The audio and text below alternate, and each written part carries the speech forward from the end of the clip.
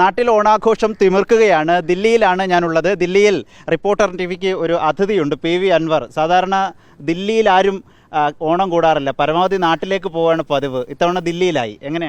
അല്ല, സാധാരണ നാട്ടിലാണെങ്കിൽ അറിയാലോ, സ്വാഭാവികമായിട്ടും നമ്മുടെ എവിടെയെങ്കിലുമൊക്കെ സദ്യ ഉണ്ടാവും. ആ സദ്യ എത്രയോ കാലങ്ങളായിട്ട് ഉച്ചയ്ക്ക് അങ്ങനെയാണ്. പക്ഷേ നിർഭാഗ്യകരമായിട്ട് ഡൽഹിയിൽ നിന്ന് പോകാൻ കഴിഞ്ഞിട്ടില്ല.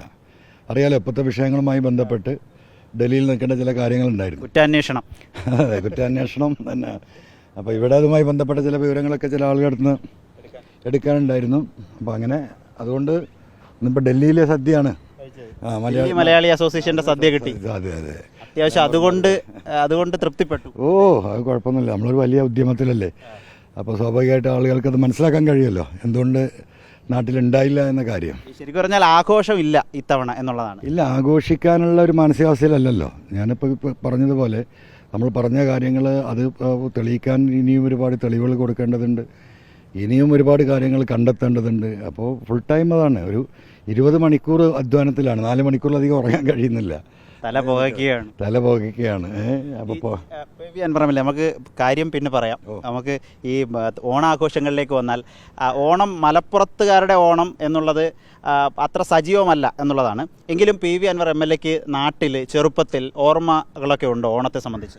അല്ല, സ്വാഭാവികമായിട്ടും നമ്മൾ ഗ്രാമപ്രദേശത്തിലല്ലേ, എപ്പോഴും ഗ്രാമത്തിൽ തന്നെ നിൽക്കുന്നത്. സ്വാഭാവികമായിട്ടും ഈ ഓണം എന്ന് പറയുന്നത് കേരളീയരുടെ ഒരു പൊതു ആഘോഷമാണല്ലോ.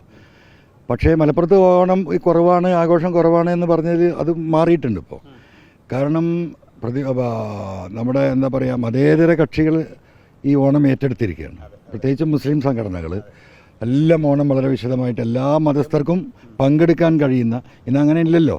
ഇന്ന് എല്ലാം വർഗീയവൽക്കരിക്കപ്പെടുന്ന ഈ ഒരു ഘട്ടത്തിൽ മനുഷ്യർക്കെല്ലാവർക്കും ജാതിമത വ്യത്യാസമില്ലാതെ ഒരുമിക്കാൻ പറ്റുന്ന ഒരു ആഘോഷം എന്ന നിലക്ക്, ഇങ്ങനെ ആളുകളെ ഒരുമിപ്പിക്കാനുള്ള ഒരു വേദി എന്ന നിലക്ക് ഈ പറയുന്ന CPM ഉൾപ്പെടെയുള്ള DYFI മുസ്ലിം സംഘടനകളൊക്കെ സജീവമായി ഓണം പരിപാടി നടത്തുന്നതിലേക്ക് എത്തിയിട്ടുണ്ട്. തീർച്ചയായിട്ടും അങ്ങനെയാണുള്ളത്. കാലഘട്ടം അങ്ങനെ ആയിപ്പോയി. കാരണം ആളുകൾക്ക് ഒരുമിച്ചിരിക്കാനുള്ള വേദികൾ, എല്ലാ മതസ്ഥർക്കും ഒരുമിച്ചിരിക്കാനുള്ള വേദികളാണ് മതേതരവാദികൾ. ഓണത്തെക്കുറിച്ച് പറയുമ്പോഴേ, ഓണം എന്തെങ്കിലും ഒരു ഓർമ്മയുണ്ടോ?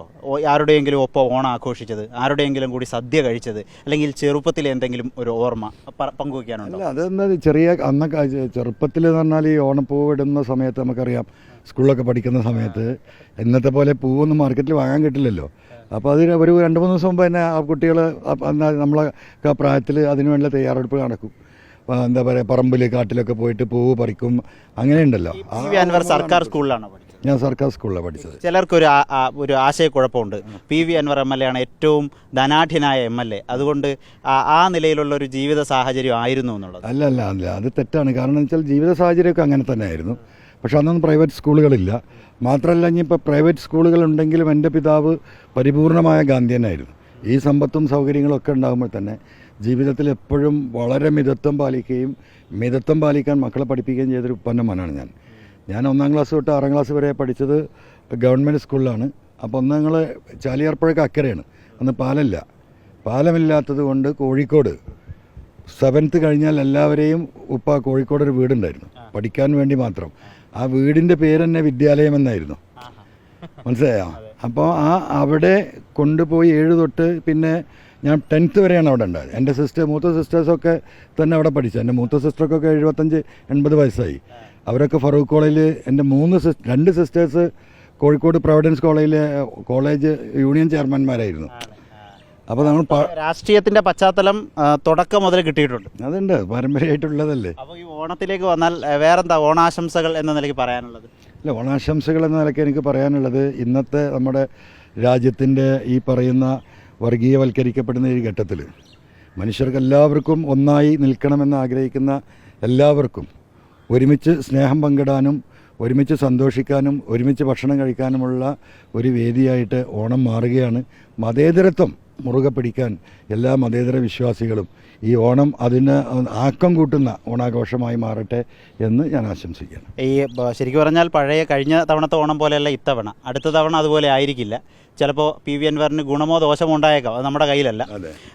ഏതായാലും ഞാനൊരു സ്വകാര്യ ചോദ്യത്തിലേക്ക് വന്നാൽ, KT ജലീൽ ഇനി മത്സരിക്കില്ല, ഇനി MLA ആവാനില്ല എന്ന് പ്രഖ്യാപിച്ചു കഴിഞ്ഞു. അങ്ങനെ എന്തെങ്കിലും ആലോചന PV അൻവറിൻ്റെ ഉള്ളിലുണ്ട്? ഇല്ല, എനിക്കങ്ങനെ ഒരു ആലോചനയില്ല. 2 കൊല്ലം കഴിഞ്ഞിട്ടുള്ള കാര്യമാണ്. അന്ന് നമ്മളുണ്ടാവുമോ എന്താകും ഒന്നും പറയാൻ വയ്യല്ലോ. അപ്പോൾ അങ്ങനെയൊന്നും നമ്മൾക്ക് അത്ര വിദൂരത്തേക്ക് നമ്മൾ ആലോചിക്കണ്ട. ജലീൽ അങ്ങനെ ഒരു തീരുമാനം എടുത്തിട്ടുണ്ടോ, അത് അദ്ദേഹത്തിൻ്റെ അടിച്ചു കയറി പോവുക അല്ല, അത്രേ ഉള്ളൂ. നമ്മൾ ജീവിക്കുന്നിടത്തോളം കാലം മുന്നോട്ട് തന്നെ പോവുക, അത്രേ ഉള്ളൂ. തല ഉയർത്തി പോവുക, അത്രേ ഉള്ളൂ. ഏതായാലും റിപ്പോർട്ടർ ടിവിയുടെ പ്രേക്ഷകർക്ക് ഒരു ആശംസ. ഈ ഓണത്തിന് ഏറ്റവും കൂടുതൽ ഞാൻ ടെലിവിഷൻ ചാനലിൽ നിന്ന് കുറച്ച് സമയത്ത് 1 മണിക്കൂറോളം ഞാൻ ശ്രദ്ധിക്കുകയായിരുന്നു. ഓരോ ചാനലുകളും ഞാൻ രാഷ്ട്രീയ വാർത്തകൾ എന്തെങ്കിലും ഉണ്ടോ എന്നുള്ള പരതുന്നതിൻ്റെ ഇടയിൽ ഞാൻ കണ്ടത് ഏറ്റവും ഭംഗിയായിട്ട് വലിയൊരു എഫേർട്ട് എന്താ പറയുക, റിപ്പോർട്ടർ ടി വി ഓണം വലിയൊരു ആഘോഷമാക്കി മാറ്റാൻ കേരളത്തിൻ്റെ എല്ലാ മുക്കിലും മൂലയിലും പോയിട്ട് കേരളത്തിൻ്റെ തനിമയാർന്ന കലാരൂപങ്ങളും മറ്റു കാര്യങ്ങളും ഒക്കെ ഷൂട്ട് ചെയ്ത് നന്നായി അവതരിപ്പിച്ചിട്ടുണ്ട്. അത് അംഗീകരിക്കേണ്ടത് തന്നെയാണ്. അത് സ്വാഭാവികമായിട്ടും ഈ വൈകുന്നേരം നിങ്ങൾ ഇന്നത്തെ ഓണം പരിപാടിയുടെ റീച്ച് പരിശോധിക്കുമ്പോൾ നിങ്ങൾക്കത് മനസ്സിലാവും. That is right. All the best. എല്ലാവർക്കും ഓണാശംസകൾ. കേരള ഹൗസിൽ നിന്നും ക്യാമറമാൻ കണ്ണൻ പ്രസന്നനൊപ്പം reporter Adil Palode, in reporter, Delhi.